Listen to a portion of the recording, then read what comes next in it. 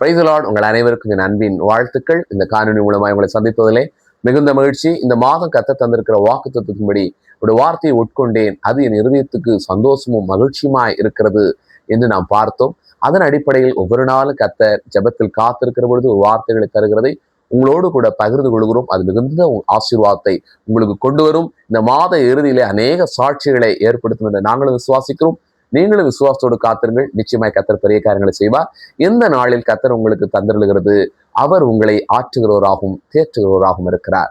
எனக்கு அருமையானவர்களே, ஏசாயாவின் புஸ்தகம் 40ஆம் அதிகாரம் 1ஆம் வசனத்தில் தேவன் சொல்லுகிறார், என் ஜனத்தை ஆற்றுங்கள், என் ஜனத்தை தேற்றுங்கள் என்று சொல்லுகிறார். அதோடு மாத்திரமல்ல, அவரிடத்தில் பட்சமாய் பேசி போர் முடிந்தது என்றும் உங்கள் அக்கிரமங்கள் எல்லாம் நிவர்த்தி ஆயிற்றும் என்று சொல்லுங்கள் என்கிறார்.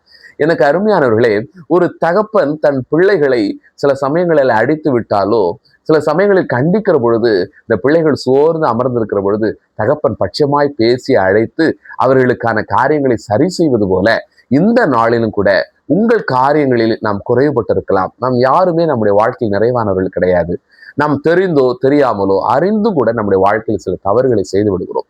அதன் அடிப்படையில் அவர் நீதிபரராயிருந்து சில காரியங்களை நம்முடைய வாழ்க்கையில செய்கிற பொழுது நாம் உடனே நம்ம இவ்வளவு தூரம் ஜெபம் பண்ணி இவ்வளவு வாழ்க்கை வாழ்ந்து நம்முடைய வாழ்க்கையில இப்படி ஒரு சோதனை கர்த்தர் அனுமதித்து விட்டாரே என்று நீங்கள் சோர்ந்து போயிருப்பீர்களானால், உங்களுக்கு தாங்க ஆண்டவர் சொல்லுகிறார், அவர் உங்களை ஆற்ற தேற்ற விரும்புகிறார். உங்கள் வாழ்க்கை என்கிற பிரச்சனை, உங்கள் குடும்பம் என்கிற பிரச்சனை, உங்கள் பொருளாதார சிக்கல், நீங்கள் ஏமாற்றப்பட்டவர்கள் நிமித்தம் இன்னும் ஏங்கி தவிக்கிற நபராக இருப்பீங்கன்னா, இன்னையோடு அதை விட்டுருங்க. கர்த்தர் உங்களை ஆற்றுகிறார், கர்த்தர் உங்களை தேற்றுகிறார். உங்களிடத்தில் இந்த காரியங்கள் எல்லாம் அனுமதிச்சது நான் தான். அது சில காரியங்களுக்காக, சில காலங்களுக்காக.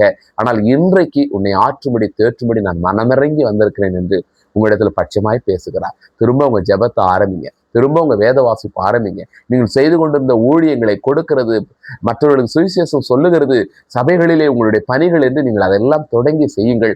நிச்சயமாய் உங்களுடைய தேவனுடைய ஆறுதல் உங்களை இருதயத்துக்கு வந்து சேரும். கர்த்தர் தாமே உங்களை ஆசீர்வதிப்பாராக. நாம் தலைகளை தாழ்த்துவோம், ஜெபிப்போம்.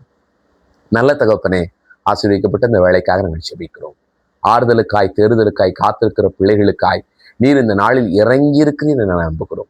தகப்பனை, விசேஷமாக திருமண காரியங்களில் மிகவும் சோர்ந்து போயிருக்கிற பிள்ளைகளுக்கு இன்றைக்கு ஒரு அற்புதத்தை நீ செய்யும்படி தேற்றுங்கப்பா. ஒரு அடையாளத்தை தந்திரனுங்க.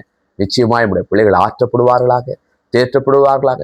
வேறு எந்த விஷயத்தில் நம்முடைய பிள்ளைகள் ஆறுதலுக்காய், தேறுதலுக்காய் காத்திருப்பார்களோ அந்த விஷயத்தை நீங்கள் அவர்களுக்கு ஆறுதலாய், தேறுதலாய் தந்தருளும்படி நாங்கள் ஜெபிக்கிறோம். இயேசுவின் மூலம் ஜெபிக்கிறோம் நல்ல பிதாவே, ஆமென். தொடர்ந்து எங்களோடு கூட இணைந்திருங்கள். கர்த்தர் உங்களுக்கு பெரிய காரியங்களை செய்வார். இந்த நாட்கள்ல நீங்க ஃப்ரீயா இருக்கிற டைம்ல ஜெபத்தோடு கூட இருங்க. பெரிய காரியங்களை கர்த்தர் செய்வார். தேங்க்யூ. God bless you.